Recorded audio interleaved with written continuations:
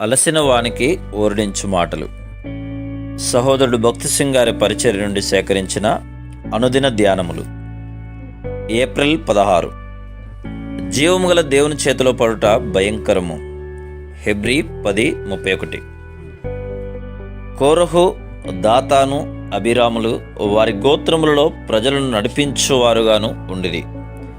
వారికి మోషే యెడల అసూయ కలదు, అందుచేతనే అతనికి విరోధంగా సనిగిరి. వారి పేరు, ప్రఖ్యాతి, అధికారమును కోరుకొనిరి.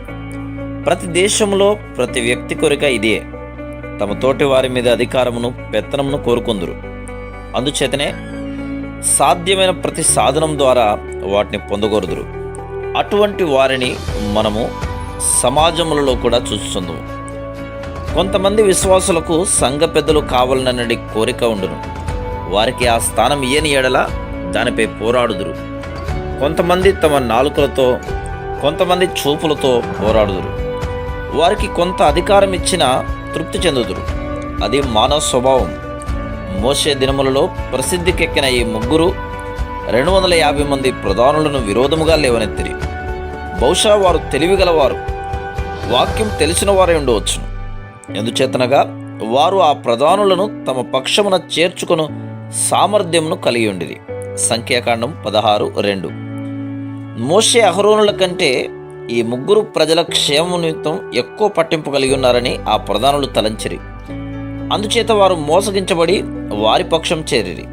దైవజనులైన మోషే, అహరోనులకు వ్యతిరేకంగా లేచిరి. దానికి ఫలితంగా వారు తమ స్వసంపాద్యంతో పాటు మృంగివేయబడిరి. సంఖ్యాకాండం 16:32. వారి పాపము ఎంత ఘోరమైందనగా దేవుని తీర్పు వెంటనే వారి మీద పడెను. ఆ విధంగా అసూయ ద్వారా కుటుంబములలో, దేవుని సేవకుల మధ్య, సంఘములలో ఎంతో హాని కలుగుతుంది. మన కుటుంబంలో చాలా సమస్యలకు కారణం ఎవరో ఒకరి అసూయయే. బహుశా నీ అన్న నీకు వ్యతిరేకముగా ఉండవచ్చును. నీ సహోదరి నీపై అసూయ పడుచుండవచ్చును. వారు నీకు ఏదో ఒక హాని చేయుటకై అవకాశం కొరకు కనిపెట్టుచుందరు. కొన్నిసార్లు నీకు ఉన్నత పదవి వచ్చిన నీ ఆఫీసులోని సహపాఠి ఉద్యోగులే నీపై అసూయ పడుదురు. పరిచర్యలో కూడా ఎవరైనా ఒక దేవుని సేవకుడు ప్రభు చేత ఉపయోగించబడుచున్న మిగిలిన వారు అసూయ పడుదురు. వారు ఎందుకు ఫలానా వ్యక్తికి అధిక ప్రాధాన్యత ఇవ్వబడుచుంది అని తలంచుదురు. ఆ విధంగా అసూయ ద్వారా, అనుమానం ద్వారా శత్రువు అధికమైన హాని కలిగించును. అసూయ అనున్నది గొప్ప పాపం. దేవుడు దానికి చాలా కఠినంగా తీర్పు తెచ్చును.